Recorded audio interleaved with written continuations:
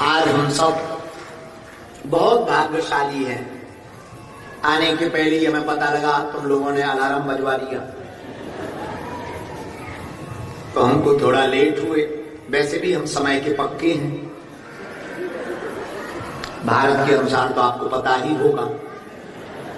आने के पहले हमको ना, हम गाड़ी में वो बैठे थे हमारा चेला, तो हम उसको भी सुना रहे थे। वो गाड़ी में हम फोन से बात कर रहे थे दूरभाष से कुछ चेलों से।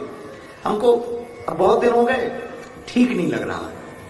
मन कर रहा है कि अब जल्दी वतन पहुंच जाएं, जल्दी बालाजी के दर्शन कर लें। बहुत दिन हो गए माता जी को मिल लें, अपने पागलों को देख लें, बागेश्वर धाम के पागलों को देख लें। तो आने के पहले थोड़ा ऐसे ही लग रहा था, ठीक है अब जल्दी ये कथा और हो जाए, जल्दी से ऑकलैंड की हो जाए और जल्दी चलो। पर अब यहाँ तुम लोगों को देख के थोड़ा अच्छा लग रहा है।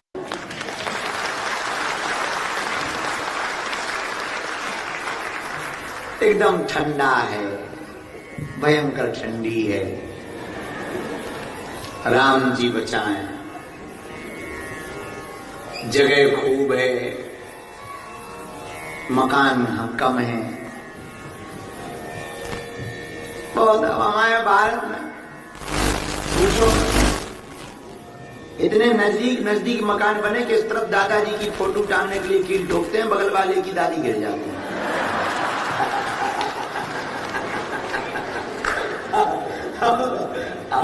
अब वो आके बताता है, भाई साहब ठीक से नहीं ठोक सकते हो। तो कहते हैं क्या ठोक सकते हो, तो दादाजी टांग देते। बोले तुम्हारी दादाजी के चक्कर में हमारी दादी उल्टी गिर गई है। पर ठीक है, बहुत अद्भुत देश है, अपनी प्रकृति को बचाए हैं। अद्भुत देश है न्यूजीलैंड, अपनी प्रकृति के प्रति बहुत सतर्क है, सावधान है। खेल पर बहुत ज्यादा प्रोत्साहित करता है, खेलों के लिए बच्चों को प्रोत्साहित करता, बच्चों को एक्टिव रखता, बहुत अच्छा है।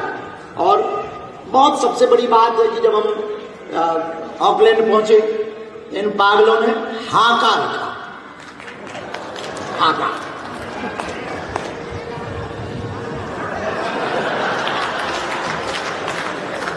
बहुत अच्छा लगा। तो हमने पूछा, तो बोले पहले तो वो लड़ने के लिए इनवाइट कर रहे हैं। तो हमने अपना शरीर देखा, जब शरीर देखा उनका कुछ खास ठीक ठाक है नहीं है, उसका देखा, अपना देखा, उनका एक गुनाह भी नहीं है। लेकिन बहुत अच्छा लगा। यहाँ की प्राचीन संस्कृति, हाका को देखा, उनकी संस्कृति को देखा, उसको समझा। उन्होंने प्रार्थना भी की। फिर मन में तो था ही कि हम आए हैं तो सबको मिलने आए हैं। हम सच बताएं, कथा करने थोड़ी आए, तुम्हें जगाने आए। इस भागते दौड़ते जीवन में तुम खुशियां लाखों बैठे, क्योंकि तुम खुशियों को साधनों में खोज रहे हो। और पागलो, खुशियां साधनों में तो है नहीं। साधनों में खुशियां होती तो जो साधन बेचते हैं वो बड़े खुश नसीब होते। गाड़ियों में तुम खुशियां खोजते, पब क्लब होटल बोतल में तुम खुशियां खोजते।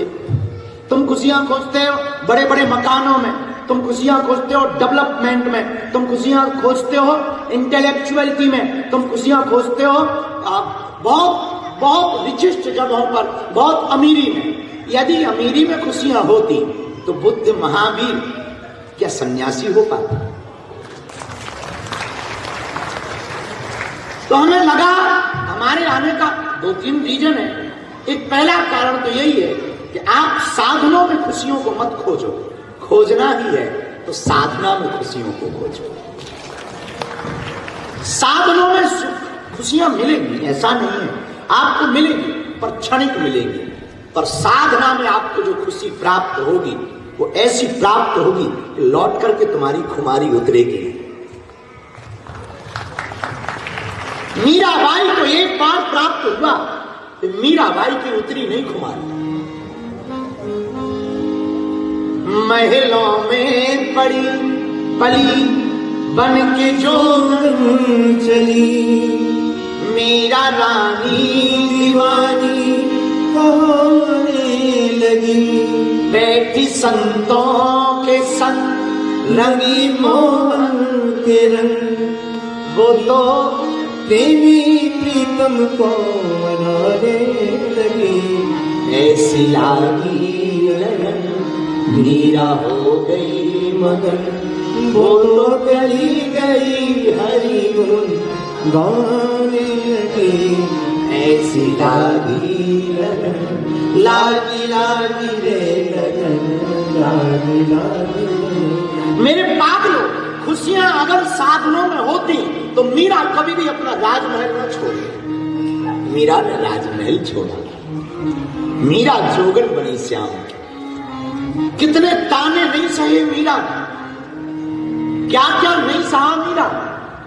और तो ठीक है, विष का प्याला भी मिला।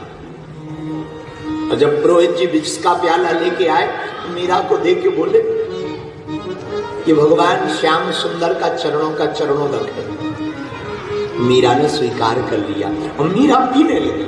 लेकिन जैसे ही विष के प्याले को पीने लगी, तब तक किसी ने मीरा के कान में आके कहा कि इसमें जहर मत पियो, बावरी हो तो मर जाओगी। मीरा कहती है अगर वो श्याम का चरणोदक है और जहर भी है तो मैं पीने को तैयार हूं। और मीरा विष का प्याला पीती है, मानो अमृत पी गई हो।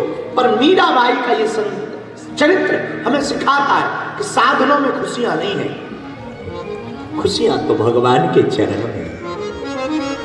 जो साधना में खुशी है वो स्थायी है। संसार में खुशियां नहीं है, संसार में रहकर परमात्मा के चरणों में हो जाने पर खुशियां मिलेगी। और मीराबाई के पूरे जीवन में संघर्ष रहा, पर खुशियां नहीं गई। मेरे प्रियजनों, तो हमारे आने के बहुत कारण हैं। उनमें एक कारण ये भी है कि हम चाहते हैं आपके जीवन में साधन बहुत हैं, अब साधना आ जाए। आपके जीवन में तनाव बहुत है, अब थोड़ी मुस्कुराहट आ जाए। आपके जीवन में व्यवधान बहुत है, हम चाहते हैं आपका जीवन थोड़ा मीरा की तरह स्वच्छंद हो जाए। आपके जीवन में झंझटें बहुत हैं, हम चाहते हैं आपके जीवन में श्याम सुंदर उतर आए। आपके जीवन में संकट बहुत हैं, हम चाहते हैं तुम्हारे जीवन में संकट मोचन आ जाए। और वो तभी आएंगे, देखो प्रेम तो तभी होगा जब किसी के बारे में सुनोगे। इसीलिए हमें लगा कि हमें आपके पास जाना चाहिए, तो हम चले आए। दूसरा कारण हमारे आने का, पहला तो ये कारण था आने का, दूसरा हमारा आपके पास आने का बहुत सरल सा कारण है, वो है आपके बच्चे। हमको ना, हमने पिछले देशों में भी बोला, ऑस्ट्रेलिया में भी बोला, फिजी में भी बोला, अब आपके पास भी हम दूसरे कारण से भी आए। हमको ना आपकी कोई दिक्कत नहीं, तुम्हारी तो जिंदगी निकल गई, कुछ बची खुची है हमारे जैसी, तो निकल ही जाएगी। अपना भी बुढ़ापा ही चल रहा है, तो जो तुम्हारी बची कुची है वो निकल जाए। पर हमको ना आपके बच्चों की बड़ी चिंता है। वो आपकी अब आप अपनी परंपरा को ना भूल जाएं, वो सनातन को ना भूल जाएं, वो भारत को ना भूल जाएं, वो माता पिता को ना भूल जाएं, वो माता पिता की सेवा को ना भूल जाएं, वो संस्कृति को ना भूल जाएं, वो संतत्व को ना भूल जाएं, वो साधना को ना भूल जाएं, वो प्रसन्नता को ना भूल जाएं। भागता दौड़ता जीवन है यहाँ, पाश्चात्य संस्कृति है यहाँ, बिगड़ने के मौके हजार हैं, सुधरने के बहुत कम हैं। तो हमें लगा कि हमें एक सुधरने का मौका लेकर जाना चाहिए। ये दूसरा कारण था आने का। और तीसरा जो हमारा कारण है, हम वो भी आपको बताएं, फिर आगे की बात बढ़ाएं। हमारे आने का तीसरा कारण है, छोटी छोटी जगहों पर खूब हिंदू रहते हैं, और हम चाहते हैं पूरी दुनिया में जहां जहां हिंदू रहते हैं वो एक हो जाए। ये हमें पता है कि हिंदुओं को एक करना मुश्किल है, यूं कहें धुआं की गांठ बनाना है, या यूं कहें आसमान में सुराख करना है, हिंदुओं को एक करना। अच्छा, यूं कहें 20 मेंढकों को एक तराजू पे रखना। लेकिन इसका मतलब ये थोड़ी कि हम कोशिश ना करें। कौन कहता है आसमान में सुराग नहीं होता? अरे यारो, कोई तबीयत से पत्थर तो उछाले। हमें पता है कि नहीं होगा, पर इसका मतलब ये थोड़ी कि हम कोशिश ना करें। तो इसीलिए हम फिजी भी गए, ऑस्ट्रेलिया भी गए, अब न्यूजीलैंड भी आ गए। यहां से वापस भारत जाएंगे क्योंकि बहुत याद आ रही है। तो 10-12 दिन रहेंगे, फिर वो निकल पड़ेंगे 2-3 देशों के लिए। तो हम चाहते हैं कि हमारे दुनिया में जितने हिंदू रहते हैं वो एक हो जाएं। ये तीसरा कारण। हमारे आने का चौथा कारण भी हम आपको बताएं कि हम विदेश क्यों आए हैं। अच्छे खासे देश में ही थे, पर विदेश आए हैं, उसका चौथा कारण भी। हमारे पास गुरु कृपा के अलावा कुछ नहीं है। पर भैया हमने सुना है जो दवा से ठीक नहीं होता वो भगवान की कृपा से ठीक हो जाता है।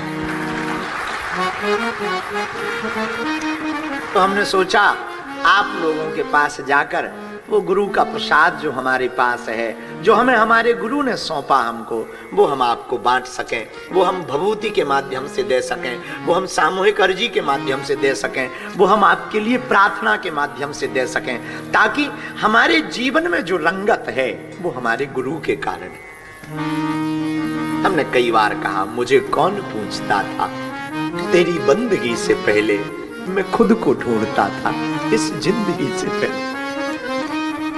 गुरु की कृपा है। गुरु के बहुत पुरानी बात है, जिसका गुरु बलवान होता है चेला पहलवान होता है। हमारे जीवन में तो जो भी घटित हुआ गुरु की कृपा से घटित हुआ।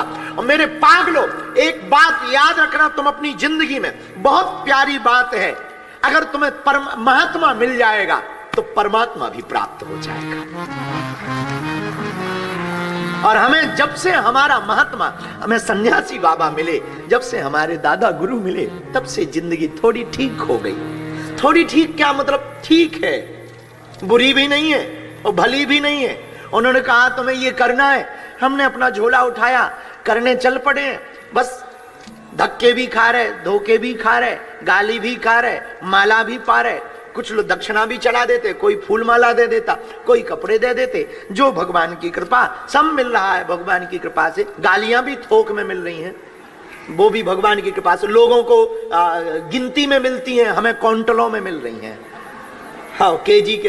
भगवान की बहुत कृपा। लेकिन भैया इसके पहले तो जो जिंदगी थी वो जिंदगी नहीं थी। जब से गुरु कृपा हुई है तब से क्या कहना। तो हम चाहते हैं कि जो हमें गुरु कृपा मिली वो तुम लोगों को भी मिले, इसलिए हम परदेश आए हैं।